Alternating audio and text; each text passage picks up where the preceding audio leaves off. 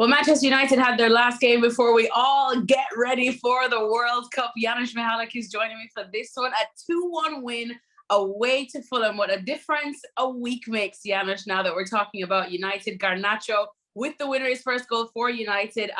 But overall, it was a pretty lively game, wasn't it, Janusz? And it looked like in that second half, either side could probably get the winner. So what did you think? Deserving win for the Red Devils? I don't know about deserving, but yeah, in the end, when you find a way, I suppose. But by the way, look how happy are you with that result? Alejandro Garnacho, he did score against Real Sociedad, if you remember, of course, as well in Europe, and came in the second half. That 1-2 superb, the way he got on the inside of Di Cordova Reed. So he initiated that way, wide for such a young player to finish that in the way he did is superb. And look, I mean, you're going into the break with a big smile on your face, different position than even with a draw, which would have been disappointing in a sense that this is Manchester United, right? I mean, I was just about ready to talk about Fulham and how much different they are under Marco Silva. And even with this loss, it doesn't change anything, because I thought that overall Fulham, in a way, was playing on the front foot a little bit more, which is something that I expect from Manchester United. But in the end, it doesn't matter. The 45 or 46 days that we're going to have are going to give Ten Hag time. And look, 3 points behind Spurs, game in hand. No matter what you think that this process is at Manchester United, this is a massive win for them. And you mentioned that name right there, Alejandro Garnacho. A lot of excitement for him. As you mentioned, he has scored in Europe. He got his Premier League goal today. His star is definitely rising. We do sometimes get ahead of ourselves in talking about the next big thing. He is still so young, Janusz, but how impressive has he been in your eyes? Well, he's been impressive, but let's not forget this is Manchester United, right? I mean, if he continues this, that's great. That's a bonus. I think if I'm a Manchester United Ten Hag, my bigger worries are the players that's supposed to be doing what he's doing, right? Be on a high.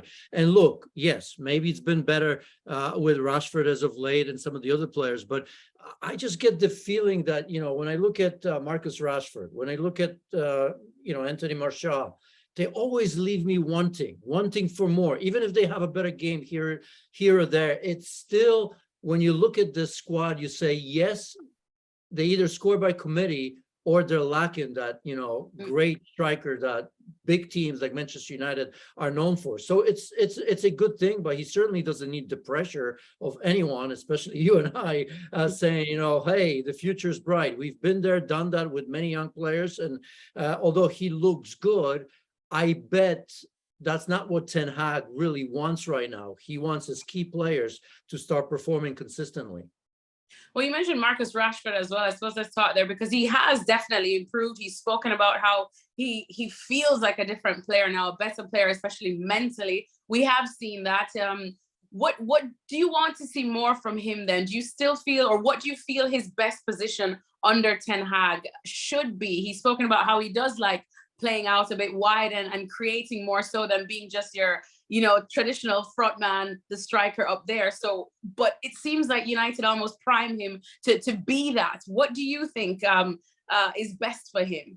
I still think that Ten Hag has got to use this time wisely and make some massive decisions. One was with Ronaldo, of course. We have a month off, and then the transfer window, right? Anthony Martial, I'll tell you what with him. I mean, he does get into dangerous positions. When he's healthy, he often scores with not a lot of chances. But can you expect that from Anthony Martial? I'm not so sure. You see Garnacho, if he continues this form on that left-hand side, keep him there and put Rashford in a central position. I think that that's where he wants to play. I think that that's where he thrives the most. I think the freedom of movement with his pace he can combine as well. It's probably best. And when was truly the last time that Marcus Rashford got an opportunity to consistently play in that position? Every time he plays there and plays well, it seems that he's being pushed back wide somewhere, either left or right, because everybody's so worried about Cristiano Ronaldo or somebody else for that matter. So before you do anything, why not give Rashford that opportunity to say, you know what? I don't care about Ronaldo. I don't care about anybody else. We have a young player that certainly is going to be going to the World Cup. He seems to be happy now. let him play 4, 5, or 6 games in that position and then make a decision if he's good enough or not to be playing there. So overall, then United, a big win, or probably a bigger win, you think, on that it looks on paper for them, but still a lot of things you think that Ten Hag has to do in this next month. I think so, because I think, I mean, I wonder, is he truly Dutch? I mean, yeah, they can be, they can be pragmatic. We all know those managers, right? But I mean, we know about the ability to go forward. You look at Eredivisie, or look at, when they play 4-3-3.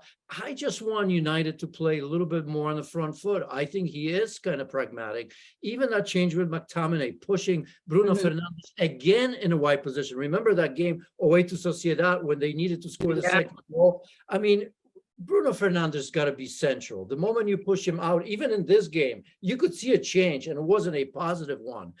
So I think that's what I'm waiting for Ten Hag, right? A lot is lost in translation with him. He talks about mental or different mental, whatever that means. But I think first and foremost, I kind of want to know what sort of football United are going to be playing, right? And I think of United as playing well-balanced football and not just being dangerous on the counter. They could have had this game sewn up a little bit earlier, as we know. They've had their chances as well. They conceded plenty, and De Gea had to be good as well. But that's one thing that I'm still not 100% sure I'm getting from Ten Hag, because I still think of them as more of a counterattacking team than the one that I think we're all used to over the decades. Thanks so much for watching ESPN on YouTube. And for more sports highlights and analysis, be sure to download the ESPN app. And for premium content and live streaming, subscribe to ESPN Plus.